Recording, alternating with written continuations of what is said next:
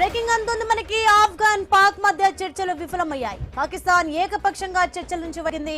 ఇస్తాంబుల్లో రెండు దేశాల మధ్య చర్చలు జరుగుతున్నాయి. ఆ బ్రేకింగ్ ఇప్పుడు మనం చూస్తున్నాం. ఘర్షణలు తగ్గించేలా, సమస్యలు పరిష్కరించేలా గల్ఫ్ దేశాలు తీసుకున్న చొరవ బూడిదలో పోసిన పన్నీరైంది. కీలక అంశాలపై ముందడుగు పడలేదు, ఏకాభిప్రాయం కుదరలేదు. దీంతో చర్చల నుంచి వైదొలుగుతున్నట్లు పాక్ ప్రకటించింది. తాజా పరిణామాలతో ఆఫ్ఘన్ పాక్ మధ్య మరోసారి ఉద్రిక్తత పరిస్థితులు నెలకొన్నాయి.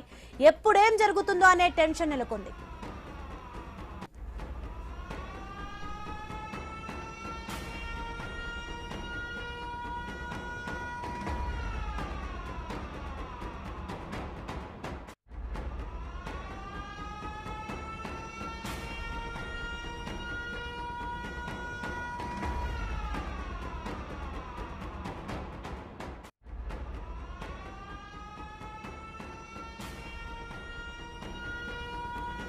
ఆఫ్ఘన్ పాక్ మధ్య చర్చలు విఫలమయ్యాయి. పాకిస్తాన్ ఏకపక్షంగా చర్చల నుంచి వైదొలిగింది.